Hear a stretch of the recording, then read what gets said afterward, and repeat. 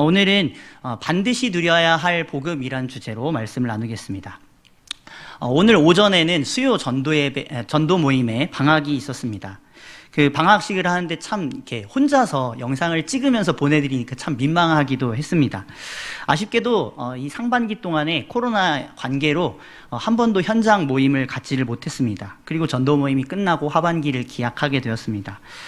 하반기에는 모든 모임들이 회복되었으면 좋겠습니다. 전도 모임뿐만 아니라 우리의 수련회, 여름 성경학교도 마찬가지고 모든 봉사의 자리, 찬양대에 이르기까지 회복되어서 교회가 생기와 열정이 다시 넘치면 좋겠습니다. 이를 위해서 계속 기도해 주시면 좋겠고, 오늘은 특별히 제가 학개서 본문을 벗어나 전도 모임 방학식을 하면서 나누고자 했던 메시지가 있었는데 그것을 오늘 성도님들과 함께 나누도록 하겠습니다. 반드시 누려야 할 복음이라고 했는데, 자, 복음이란 무엇이겠습니까? 물론 한 문장으로 정리될 수도 있지만 굉장히 광범위한 단어이기도 합니다. 그래서 여러 가지 해석들이 가능하죠. 물론 복음의 핵심은 있습니다. 그 복음의 핵심은 무엇이냐면 우리 구주 예수 그리스도께서 죄인들을 대신하여 죽으시고 부활하셔서 그를 구주로 믿는 자에게 함께 하시고 영생을 주신다는 소식이죠. 모든 성도들은 반드시 이 복음을 듣습니다. 그리고 이것을 믿음으로써 우리는 성도란 이름을 받게 되죠. 영접 기도문을 하고요. 예수께서 나를 위해서 죽으시고 부활하신 구주이심을 우리가 마음으로 믿는 것을 입술로 고백하게 됩니다. 그리고 이 복음을 의지해서 이제 신앙생활을 하고 또 교회도 다니게 되죠. 사실 이것을 믿지 않는 사람들은 또 하나님을 믿지 못합니다. 어떤 사람들은 자기가 하나님을 믿는다고 말하는데 자세히 들어보면 그 하나님이 우리가 말하고 있는 성경의 하나님과 너무나도 다릅니다. 이것은 실제로는 타종교를 믿는 것과 다름이 없죠. 그런데 안타깝게도 복음을 듣고 믿는 성도들도 이와 똑같을 때가 있습니다. 분명 복음을 믿고 있는데 이 복음의 내용이 무엇인지 이해하지 못하는 경우가 있습니다. 또 복음대로 사는 삶이 무엇인지 몰라서 정반대의 삶을 살면서도 나는 복음대로 살고 있다라고 그렇게 오해하기도 합니다. 복음이라는 이 말 자체는 기쁜 소식, 복된 소식이라는 뜻입니다. 왜 그러냐면 우리를 올가매고 있던 죄와 저주의 그 근원의 세력으로부터 우리가 해방된다는 소식이기 때문입니다. 또한 우리의 죽어있던 영혼이 살아나서 이제 영원히 복되신 하나님과 교제할 수 있는 소식이기 때문입니다. 그렇게 우리가 변화될 수 있다는 것, 우리가 그렇게 변화된다는 것이 바로 이 복음이 가져다주는 소식, 그 기쁜 소식이죠. 잃어버렸던 아버지 하나님을 찾고 또 그 안에서 참된 안식과 평안과 소망을 얻게 되는 것, 이런 하나님의 선물이 구주 예수님을 믿음으로, 그분이 하신 일을 우리가 믿음으로 주어진다는 것, 이것이 바로 복음이 기쁜 소식인 이유입니다. 이렇게 복음을 믿게 되면 우리는 이제 하나님으로 인해서 무한한 공급을 받습니다. 회복이라는 공급을 받고 즐거움, 감사, 평강이라는 공급, 이런 좋은 열매들을 하나님께 받게 됩니다. 자, 질문 드리겠습니다. 여러분은 이러한 열매를 매일 맺고 계십니까? 매일이라는 단어가 들어가니까 조금 자신이 없으시죠? 자, 이러한 복음을 맛보며 즐기고 계십니까? 아니면 복음을 믿는데도 불구하고 여전히 내 삶이 중심이 불안하고 신앙생활이 형식적이라고 느끼시진 않습니까? 또 나는 왜 이렇게 자원하는 마음이 없을까? 나는 왜 이렇게 열심히 신앙생활하는 저 권사님, 저 구역장님, 저 장로님들보다 못하는 것 같을까? 이런 마음이 들면서 지쳐 낭망하거나 그렇게 회복하지 못하고 있는 모습으로 계속 정체되어 계시진 않습니까? 자, 그렇다면 오늘 우리가 그 이유를 자문자답을 해보면서 이 말씀을 통해 발견하고 우리의 위치를 복음을 믿는 위치로 바꿔야 하겠습니다. 복음을 믿는 가운데서 우리는 그러면 어떻게 복음의 혜택을 누릴 수 있는가? 오늘 이런 내용들을 함께 점검하면서 반드시 매일의 삶 가운데서 복음의 열매들을, 복음의 혜택들을 누릴 수 있는 저와 여러분들이 될 수 있기를 간절히 바랍니다. 우리는 이 갈라디아서 말씀을 통해서 이러한 말씀에 또 실마리를 얻을 수 있습니다. 갈라디아서에서는 사도 바울이 거짓 교사들을 주의하고 그들을 멀리하라고 강력하게 경고하는 메시지를 볼 수가 있습니다. 그 이유는 그들이 거짓 복음을 전하고 있었기 때문입니다. 그러면서 바른 복음을 희석하였습니다. 바울은 갈라디아서를 통해서 분명히 복음은 자유를 주는 것이다 라고 말하고 있는데, 거짓 교사들은 그 메시지를 바꿔서 오히려 그들에게 종의 멍에를 메우고자 했죠. 복음을 듣고 예수님 믿는 것 참 좋다. 그런데 이제 네가 정말로 하나님께서 인정하는 그런 성도가 되려면 이런 것들을 해야 된다. 안식일을 지키고 또 이런 정결 예식을 지키고 이런 음식법을 지키고 이렇게 조항들을 추가합니다. 그러면서 이런 것들을 잘 하면서 살아가렴. 그러면 하나님께서 어여삐 여겨주신단다라는 말로 성도들을 유혹했습니다. 그러면서 복음만이 아니라 복음 더하기 율법의 행위, 의식과 제도, 공로를 행해야 된다고 했죠. 그렇게 스스로 의의를 채워야만 하나님 앞에 받아들여진다고 했기 때문에 이 메시지에 대해서 바울은 강력하게 질책했던 것입니다. 그것은 복음이 아닐 뿐더러 거짓 복음이다라고 말했죠. 거짓은 알맹이가 없습니다. 예수님께서도 알곡과 가라지 비유를 드실 때 원수가 뿌린 거짓의 씨는 더 크게 자랄 수 있지만 심판의 때는 그것은 다 불살라지는 것이다라고 말씀하십니다. 다시 말하면 참된 복음을 우리가 붙들고 있는 게 아니라면 거짓 복음을 통해서 세워진 우리의 신앙생활은 전부 다 허무하고 헛된 결과가 나올 수 있다는 것입니다. 우리의 힘과 노력으로 하는 신앙생활이 우리를 변화시키기는커녕 도리어 해악을 가져온다는 것입니다. 대표적인 열매가 무엇이냐면 우리 안에 교만을 싹트게 하는 것입니다. 하나님이 가장 미워하시는 것이죠. 또 우리로 하여금 두려움으로 신앙생활을 하게 합니다. 억지로 신앙생활하는 거죠. 매맞기 싫어서 신앙생활을 하는 종이 되게 만드는 것입니다. 이것은 하나님께서 원하시는 복음이 주는 자유, 그 열매가 아닙니다. 그렇기 때문에 거짓 복음은 이런 열매를 맺는구나, 그리고 참된 복음은 이와 구분되는구나라는 걸 우리가 생각하면서 우리는 이 성경의 중심 메시지들을 통해 복음과 복음이 아닌 것을 구분할 수 있어야 합니다. 그래서 복음은 붙들고 복음이 아닌 것들은 과감하게 버려야 합니다. 그럴 때 우리 영혼은 복음을 통해서 하나님께서 주시기 원하시는 은혜를 더 마음껏 누릴 수가 있습니다. 이에 대해서는 사실 많은 메시지들을 또 나눌 수 있겠지만 오늘은 여기에 대해서 3가지만 같이 나눠보면 좋겠습니다. 우선 제가 간략하게 정리를 했는데 다음과 같이 한번 보시면 좋겠습니다. 복음이 아닌 것, 제가 성경을 통해서 이렇게 찾아보니까 제도와 의식, 이거는 복음이 아니고요. 또 공로나 행위, 그러니까 내가 하는 선행이나 내 어떠한 의로움, 이것은 복음이 아니고, 또 세상의 만사 형통을 바라는 형통의 복음도 복음이 아니라는 거죠. 부족하거나 아니라는 겁니다. 자, 그러면 복음인 것, 복음이 맞는 것은 무엇일까요? 자, 하나님과 사람과의 관계, 바른 관계를 맺는 것. 하나님과도 바른 관계를 맺고 사람과도 바른 관계를 맺는 것. 그리고 두 번째는 복음이 은혜고 선물이라는 것. 내가 무엇을 열심히 해서 복음이 주는 그 은혜를 받는 게 아니라 그저 주어지는 것을 내가 선물로, 은혜로 받는다는 것. 그리고 이 복음은 세상의 고난도 같이 동반한다는 것. 만사형통이 아니라 형통할 때도 있고 고난의 때도 있지만 그 가운데 하나님의 위로가 있다는 것. 이 3가지를 같이 오늘 나누면서 우리가 복음인 것, 복음이 아닌 것에 대해서 조금 더 깊이 생각해 보면 좋겠습니다. 지금 방금 보신 이 2가지 이 문장들의 1번이 서로 겹치고요, 2번이 서로 겹치고 3번이 서로 겹칩니다. 자, 이것은 이제 들어보시면 알 것 같습니다. 자, 첫 번째는 복음은 제도나 의식이 아니라 하나님과 사람들과의 화목한 관계입니다. 자, 다시 말씀드리겠습니다. 복음은 어떠한 제도나 의식이 아니라 하나님과 사람들 간에 맺는 화목한 관계라는 거죠. 반대로 말하면 이 제도와 의식은 기계적입니다. 그러니까 내가 이렇게 하면 하나님께서는 이렇게 의식적으로 뽑아주셔야 된다라는 공식이라는 거죠. 그런데 그게 아닙니다. 그러니까 제사를 드리면 하나님께서 무조건 우리에게 복을 주셔야 된다, 이런 게 아니라 하나님과 사람과의 관계를 바로 맺는 것이 복음의 열매이고 복음의 중심 주제라는 것입니다. 예수님께서는 우리가 잘 알고 있는 것처럼 율법과 제도, 모든 의식의 완성이 되셨습니다. 그렇기 때문에 우리는 여호와의 증인이나 하나님의 교회, 이런 이단들에서 말하는 유월절이나 안식일, 구약의 제도를 지킴으로써 우리가 의롭다함을 얻는다고 하지 않습니다. 오히려 우리는 안식일의 주인이신 그 예수님께서 부활하시고 승천하시며 우리의 영원한 왕이 되신다는 것을 믿으면서 주일을 지키죠. 근데 이 주일도 그냥 우리가 제도로서 지키는 게 아니죠.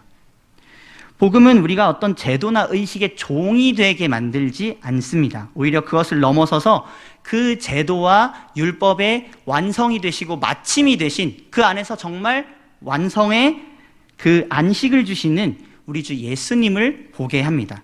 그러니까 그 구약이 가리키고 있는 모든 제도와 의식 이런 것들은 예수님이 어떤지 보여주는 존재지 그것 자체를 붙들고 있어서 우리가 구원을 얻는 게 아니라는 것입니다. 예수님께서 오히려 그런 제도로부터 그런 얽매이는 것들로부터 오히려 자유하게 하시는 분이시라는 것을 신약 성경에서 분명히 이야기해주고 있습니다. 예수님께서는 사역 중에 그 허기진 제자들에게 제자들이 안식일에 밀밭에서 이삭을 잘라 먹을 때 예수님께서는 그것을 허용하셨습니다. 바리새인들이 이것을 보고 뭐라고 했죠? 당신의 제자들이 안식일에 하지 못할 것을 합니다 라고 비난하지 않았습니까? 그때 예수님께서 뭐라고 말씀하시죠? 나는 안식일의 주인이다 라고 하시면서 호세아 말씀을 인용하십니다. 나는 자비를 원하고 제사를 원하지 아니하노라. 그러니까 이 안식일의 주인 되신 하나님께서 원하시는 것은 안식일에 예배를 잘 드리고 어떤 제도와 의식을 잘 하는 것보다 그것 넘어서의 하나님과의 바른 관계, 하나님과의 사랑하는 관계, 그 가운데서 사람들을 대하는 그 관계가 바르기를 원하셨다는 것입니다. 자, 이걸 우리 지금 신앙생활에도 한번 적용해 볼까요? 자, 우리 중에 얼마나 많은 분들이 스스로가 세우신 의식과 제도로 인해서 스스로 고통당하고 계십니까? 뭐 예를 들어서 스스로의 신앙 기준을 세워서 이렇게 하기도 하죠. 내가 1시간은 기도해야 난 떳떳할 것 같아. 그런데 때로는 채우지 못합니다. 그러면 어떻게 하죠? 나는 왜 이렇게 무능하지? 난 하나님의 자녀가 아니야. 그러면서 이제 막 살고 그렇게 또 삐뚤어지기도 하죠. 또 혹은 그게 강요된 신앙의 기준이기도 합니다. 어떤 단체들에서는 이렇게도 한다고 하더라고요. 어떤 선교단체에서 뭐 성도, 리더, 교역자를 구분하면서 성도는 1시간, 리더는 2시간, 교역자는 3시간씩 의무적으로 기도해야 된다. 그렇지 않으면 그 대상이 아니다라고 정의를 딱 내려놓은 곳도 봤습니다. 그리고 어떤 분들은 또 자기가 세운 신앙 기준으로 이제 남들을 판단하면서 이 정도는 돼야지 이것도 못하면 어떻게 하나라고 남은 정죄하는데 정작 자기가 그걸 안 하십니다.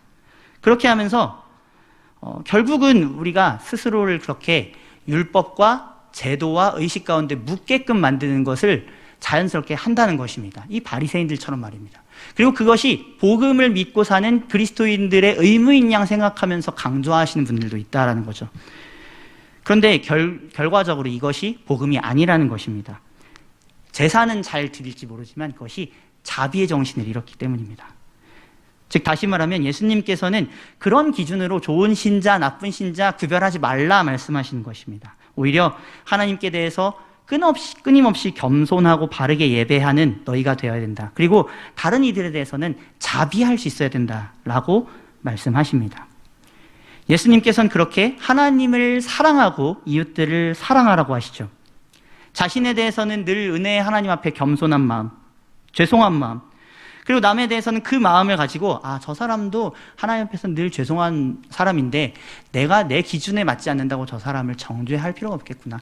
용납해주고 저 사람이 잘할 수 있도록 내가 도와줘야지 하는 그런 마음, 동등하게 하나님의 형상으로 보는 마음, 그런 자비의 마음을 가지라고 하시는 것입니다. 자, 그럼 이것이 복음의 열매라고 하는데 이 복음의 열매를 우리가 어떻게 맺을 수 있습니까? 복음에 가면 그 열매를 맺을 수 있다는 거죠. 그러니까 우리가 제대로 복음을 믿고 있다면 점점 사람이 자비로운 사람이 된다는 것입니다. 많은 사람들을 품을 수 있는 사람들이 된다는 것이죠. 자신은 하나님 앞에서 복종시키기 위해서 쳐가면서 더욱더 하나님 앞에 내가 이것도 드리지 못하는데 더 하나님께 열심히 해야지, 하나님께 피하는 것이 아니라 그렇게 살아가지만 남들에게 그 기준을 강요하고 또 나에게나 남에게나 그런 것 때문에 넘어지게 하지 않는 사람, 그런 사람으로 복음은 만들어 간다는 것입니다. 여러분들은 지금 그런 마음으로 복음을 대하고 계십니까? 그런 마음으로 지금 신앙생활하고 계십니까? 혹시 아까 전에 말씀드린 이런 나를 내 기준대로 너무 높게 판단하면서 내 스스로가 너무 아니라고 하거나 아니면 내 스스로를 너무 높이 평가해서 하나님 앞에서 제대로 보지 못하는 그런 상황이라면 우리 가운데 반드시 어떤 열매가 맺히냐면 아까 말씀드린 교만의 열매, 나는 내 스스로 잘하고 있다. 혹은 두려움의 열매, 나 이렇게 못하는데 하나님께서 나를 치시는 것은 아닐까. 그렇게 우리의 신앙의 색깔이 우울해진다는 것입니다. 그런데 우리가 만약에 복음을 가까이 한다면 우리는 빛 가운데로 나아가서 그런 우울함을 떨쳐버리고 내가 못하기 때문에 난 하나님께 더 잘해야지. 그리고 남들을 오히려 똑같으니까 내가 도와줘야겠다. 사랑하고 섬기고 그렇게 만드는, 그렇게 신앙의 컬러를 아름답게 만드는 것을 바로 복음이 해준다는 것입니다. 이런 복음 가운데 젖어들고 풍성하게 열매 맺으신 저와 여러분들이 될 수 있기를 간절히 바랍니다. 그래서 우리는 지금 이 첫 번째처럼 복음인 것과 복음이 아닌 것을 구분할 수 있어야겠습니다. 두 번째 또 구분할 것은 바로 복음은 공로나 행위가 아니라는 것입니다. 그리고 하나님의 은혜요 선물이라는 것입니다. 앞에 이야기한 것과 같은 맥락일 수 있는데 이제 조금 더 나아가서 이제 우리의 행동을 우리가 높게 치는 것에까지 나아갈 수 있습니다. 우리가 선행을 아무리 한들 하나님께 의롭다고 말할 수 있을까요? 그렇지 않습니다. 심지어는 우리가 사람에게도 마찬가지입니다. 선행을 할 때요, 자기 자신의 마음을 곰곰이 한번 들여다보시기 바랍니다. 내가 정말 저 사람을 위해서 하는 선행인가? 아니면 내가 저 사람에게 선행을 함으로써 얻어지는 명예를 위해서 내가 선행을 하는 것인가? 어떤 이익이 있기 때문에 선행을 하는 것인가? 긴밀하게 관찰해보면 우리 안에 욕심과 죄악이 묻어 있음을 알 수 있습니다. 그러기에 우리는 선행을 한다 할지라도 사실은 완벽한 선행으로 하나님 앞에 나아가기가 어렵습니다. 그런데 성경에서는 주 예수님께서 우리에게 베푸신 사랑처럼 사랑하라고 말합니다. 가능하겠습니까? 쉽지 않습니다. 그런데 이러한 공식을 붙잡고 있는 분들도 계십니다. 복음을 믿는 사람 중에서도 자기 공로나 행위로 하나님께 나아가는 분들이 있습니다. 내가 이만큼 하나님 말씀대로 참고 그렇게 살면서 인내하고 이렇게 충성했는데, 이만큼 내가 기도에 눈물 병을 쌓았는데, 내가 이만큼 교회에 충성하고 사람들을 섬겼는데 당연히 이렇게 복을 주셔야 되는 거 아니냐 라고 나의 의의를 딱 내세우면서 하나님 앞에 나아가죠. 그 주시지 않으면 왜 안 주십니까? 이제 불평하고 원망하는 거죠. 이렇게 자기 행위를 기준으로 돌아가기가 얼마나 쉬운지 모릅니다. 믿는 사람들 중에서도 말입니다. 그런데 분명한 것은 이것이 복음이 아니라는 것입니다. 하나님께서는 오히려 그분이 받으시는 온전한 공로와 행위가 전부 다 십자가에 있다고 말씀하십니다. 십자가에 그 온전한 공로와 행위가 우리가 할 수 없었던 그 모든 행위가 거기에 있다라고 말씀하십니다. 누가 그 십자가에서 행하셨죠? 바로 우리 구주 예수님께서 율법 아래서 완전한 순종의 삶을 사셨고, 하나님과 이웃을 위해서 모든 것을 희생하며 사랑하셨고, 그 사랑의 최고의 표현으로 희생, 자기 몸을 찢으셔서 십자가의 자리 가운데 제사로 드리셨죠. 그분의 삶은 우리와 달랐습니다. 우리처럼 이기적이고 내 안락을 위해서 높아지고자 하는 삶, 대접받고자 하는 삶이 아니었습니다. 완벽하게 이타적이었습니다. 완벽하게 하나님을 사랑하고 완벽하게 이웃을 사랑하시는 삶이었습니다. 그러기에 하나님께서는 그 예수님께서 우리가 차마 할 수 없는 모든 온전한 선행을 하셨다, 완성하셨다라고 말씀하시면서 그 예수님을 믿으라고 하시는 것입니다. 네 스스로 네가 의롭고 네 스스로 네가 하나님 앞에 얻을 수 있는 존재라는 것을 증명하지 말고 증명이 된 그 십자가로 네가 나아가서 그분 안에서 거저 은혜를 받으라 라고 말씀하시는 겁니다. 우리가 얻고자 하는 그 모든 것은 그래서 그 십자가 아래 있다는 것입니다. 예수님 안에 있습니다. 하나님의 호의와 생명, 의로움, 이 모든 것들을 우리가 예수 그리스도를 믿음으로써 거저 받게 된다는 것입니다. 값없이 은혜로 선물로 받게 된다는 것이죠. 이것은 신약에서 말씀한 것이 아닙니다. 이미 구약 선지자 이사야 선지자가 하나님께서 이러한 복을 주시는 분이심을 잘 밝히고 있습니다. 우리 이사야 55장 1절 말씀을 같이 한번 읽어보도록 하겠습니다. 함께 읽겠습니다. 시작.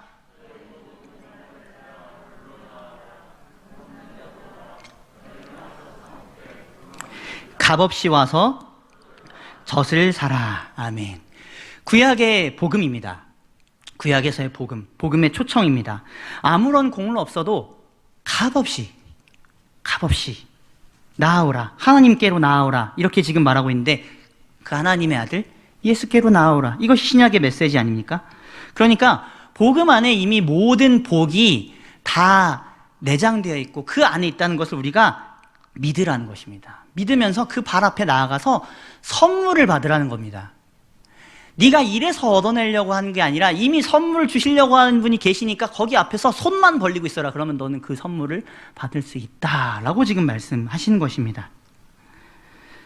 그래서 우리는 그 보좌 앞으로, 그 십자가 앞으로 자주 가면 됩니다.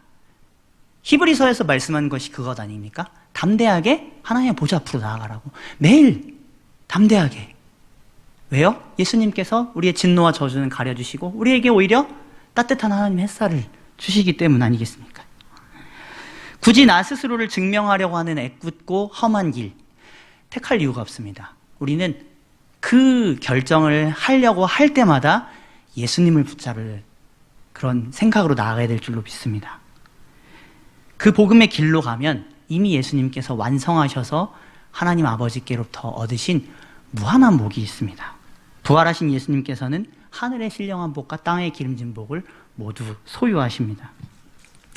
그래서 그분께 나아가면 우리는 우리의 선행을 증명해서가 아니라 그냥 거저 예수님께 믿음으로 나아가기 때문에 선한 열매를 맺는 삶도 살 수 있고, 또 이미 구약의 모든 의인들이 얻을 복도 우리는 의인이 아니지만 예수님의 이름을 힘입어 얻을 수 있게 됩니다. 그분이 우리의 포도나무이십니다. 영원한 공급이십니다. 그래서 그 나무 아래로 나오는 가지들이 그 진액을 받으면서 공급받으면서 시간에 따라 포도 열매를 맺게 하신다는 거죠. 그렇게 성령 안에서 복음을 믿고 이 복음을 정말로 기쁘고 좋은 소식으로 받아들이며 그분 앞에 나아가는 저와 여러분들이 될 수 있길 바랍니다. 그럴 때 하나님께서는 우리가 구한 우리에게 필요한 공급뿐만 아니라 하나님의 자녀로서 살아갈 수 있는 힘과 능력, 그리스도의 성품의 열매, 향기로운 인격으로 변화되는 그 모든 열매들도 같이 맺게 하실 줄로 믿습니다. 그렇게 복음을 통해서 그리스도께 더욱더 부지런히 나아가신 저와 여러분들 될 수 있기를 간절히 소원합니다. 세 번째로는 이것을 또 구분하면 좋겠습니다. 복음은 세상의 만사형통이 아니라 세상의 고난을 동반한다는 것을 말입니다. 복음을 듣고 믿는 분 중에서 이런 말씀들을 많이 하십니다. 예수를 믿으면 복 받는다. 예수를 믿으면 복 받는다.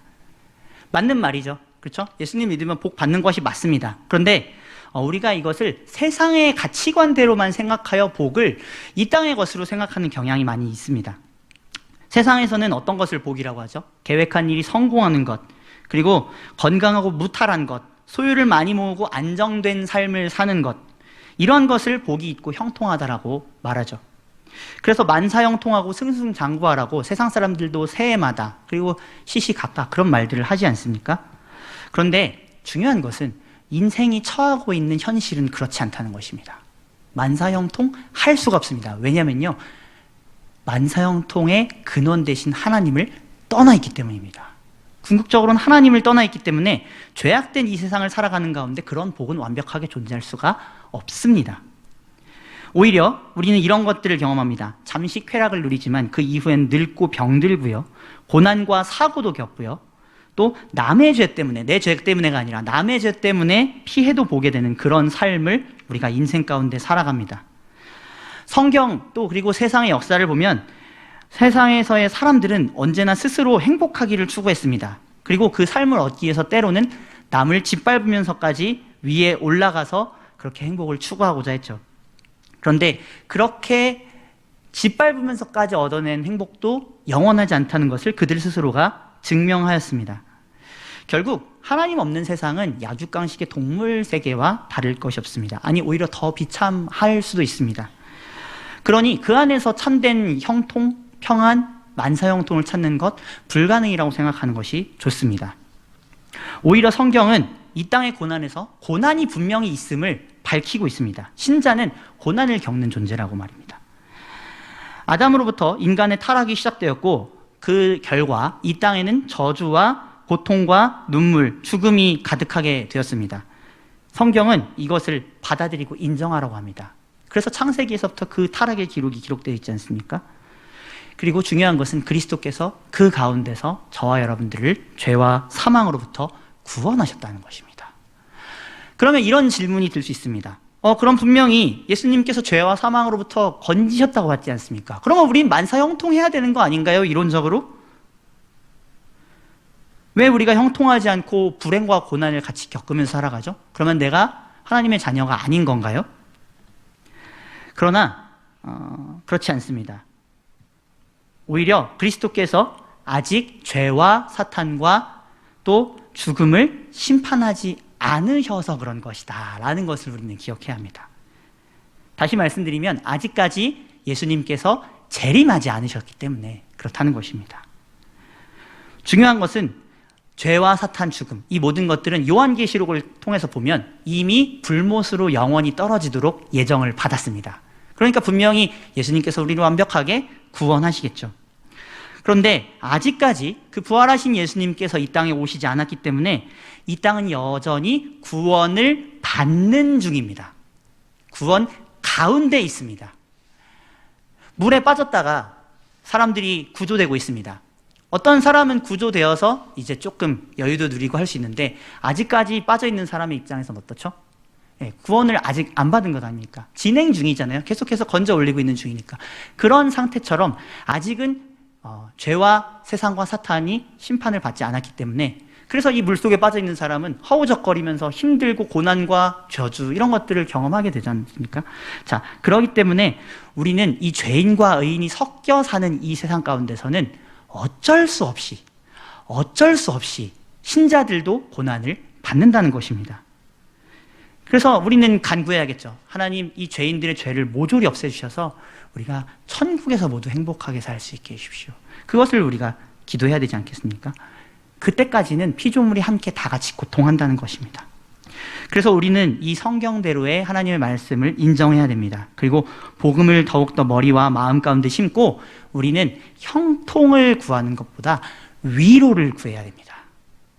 우리는 고난 중에 있기 때문입니다. 우리에게 필요한 것은 막 잘 되어서 쓰고 남은 것을 버리는 그런 세상적 형통이 아닙니다. 오히려 일용할 양식을 구하는 위로입니다. 하나님께서는 그리스도인들에게 그런 복으로 매일 함께하기를 원하십니다. 그러면서 우리가 본향이 있다는 것을 알게 하시죠. 이 땅이 너희가 누릴 영원한 곳이 아니다. 이 땅은 괴로움이 있을 수밖에 없는 곳이다. 나와 함께할 영원한 천국을 너희가 바라보며 이 땅 가운데서는 나그네로 살기 원한다. 이것을 가르쳐 주시기 원해서 하나님께서는 고난을 남겨두신 것이라는 것입니다. 그래서 이를 통해서 우리가 이 땅의 것만 구하는 이기적인 백성이 되지 않게 하십니다. 저와 여러분들도 이러한 주의 백성이 되시기를 소망합니다. 세상에서 마음껏 형통하여도 뭐가 나중에 있겠습니까?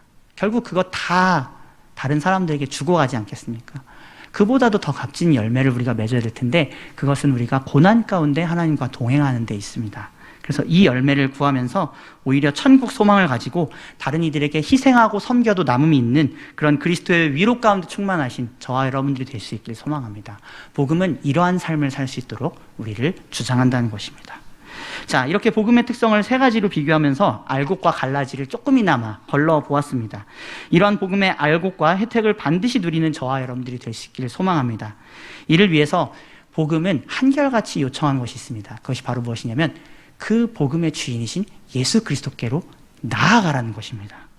그리스도께 나아가면 우리는 복음을 누릴 수 있고 복음의 혜택을 경험할 수가 있습니다. 오늘 본문 두 구절은 바로 그러한 초청입니다. 우리 다시 본문을 한번 읽어보도록 하겠습니다. 마태복음 11장 28절과 요한계시록 22장 17절입니다. 우리 함께 읽어보도록 하겠습니다. 시작. 수고하고 무거운 짐진 자들아 다 내게로 오라. 내가 너희를 쉬게 하리라. 성령과 신부가 말씀하시기를 오라 하시는도다. 듣는 자도 오라 할 것이요 목마른 자도 올 것이요 또 원하는 자는 값없이 생명수를 받으라 하시더라. 아멘. 우리가 앞에 이사야서 본문 함께 살펴봤는데 그 말씀에선 성부 하나님께서 목마른 자들이 물로 나오라고 하십니다. 그리고 이 마태복음 말씀에서는 우리 주 성자 예수님께서 수고하고 무거운 짐진 자들이 나에게 나와야 한다라고 하십니다. 이것이 같은 것입니다. 그리고 성령께서는 주의 신부된 모든 교회와 함께 목마른 자들, 원하는 자들, 이 말씀을 듣는 자들이 다 나와라 라고 얘기하십니다. 그 나와야 될 대상이 누굽니까? 바로 우리 구주 예수 그리스도이십니다. 즉 성경은 이 전체 말씀을 통해서 복음으로 초청하고 있습니다. 복음의 주인이신 그리스도께 초청하고 있습니다. 삶에 갈증이 있으십니까? 위로가 필요합니까? 우리의 죄로 인하여서 허덕이고 있습니까? 사망 권세 가운데 갇혀서 힘들어 하십니까? 그런 죄인들을 위해 최고의 의사요, 최고의 치료제이신 예수님께서 준비되어 있으십니다. 그분은 죄인들을 부르십니다.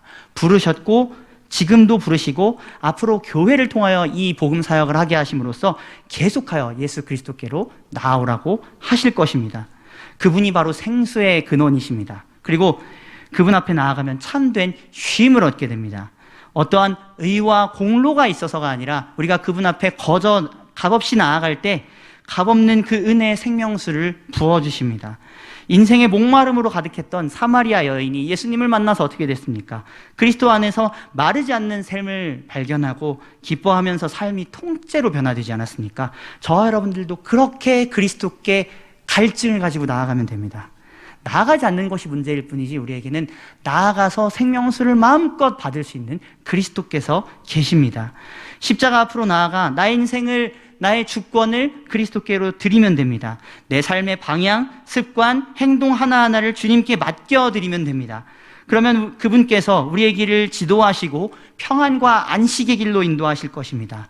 험한 인생의 파도가 없을 수는 없겠지만 그분이 함께 동행하신다면 그것을 잠잠하게 하시고 그 가운데도 항로를 제대로 잡게 하셔서 헤쳐나가게 하시고 날아오르게 하실 것이라는 것입니다. 이러한 복음이 지금 저와 여러분들에게 약속되어 있고 앞에 있습니다. 이것을 반드시 더 깊이 체험하고 누리신 저와 여러분들이 될 수 있기를 간절히 바랍니다. 이것을 위해 말씀을 읽든 기도를 하든 순종의 발걸음을 걷든 어떤 길을 가든지 상관없습니다. 그 방법이 중요한 게 아니라 그 방법을 하는 내 마음이 하나님, 내가 이 말씀을 읽습니다. 그리스도께 나아갑니다. 내가 기도합니다. 그리스도 예수님 주님 안에 있는 복으로 나에게 함께 해주옵소서. 내가 순종의 발걸음을 걷고 나의 성품이 변화되기 원합니다. 주 예수님 나의 성품을 변화시켜 주시면서 내 행동과 태도를 변화시켜 주옵소서. 그렇게 나아갈 때 우리 주 예수님께서 우리와 동행하시면서 천국 통치로 함께 하신다는 것입니다. 인생의 모든 결정을 주님께 맡긴다는 것은 그래서 우리를 뺏기는 불행한 것이 아닙니다. 도리어 완전히 선하시고 모든 것을 아신 주님께 맡겨드리면서 편안하게 우리는 지켜볼 수 있는 아이처럼 부모님의 행하심으로 인하여서 기뻐하며 만족할 수 있는 그 길을 누리는 것이라는 것입니다. 예수님께서는 그런 복음을 위한 자유, 내 스스로 일해서 얻지 마라, 나와 함께 하자, 그 자유와 생명을 누리게 하시기 원하십니다. 그러므로 이 가운데 오늘도 더 깊이 나아가시는 매일의 삶 가운데 예수님께 나의 행동과 결정과 생각과 모든 것을 맡겨드리면서 그 안에 참자유가 있음을 발견하시는 저와 여러분들이 될 수 있기를 간절히 바랍니다. 마지막으로 이 루터의 말을 인용하면서 말씀을 맺도록 하겠습니다. 하나님의 본성이 우리가 이르지 못할 만큼 높기에 하나님은 우리를 위해 자신을 낮추셔서 우리 본성을 입으셨고 자신을 그리스도 안에 두셨다. 그리스도 안에서 우리를 찾으시며 우리를 받아주신다. 하나님을 구하는 자는 그리스도 안에서 찾아라. 그러면 찾을 것이다. 아멘. 우리 함께 오늘 이 메시지를 생각하면서 찬양으로 기도하며 나아가면 좋겠습니다.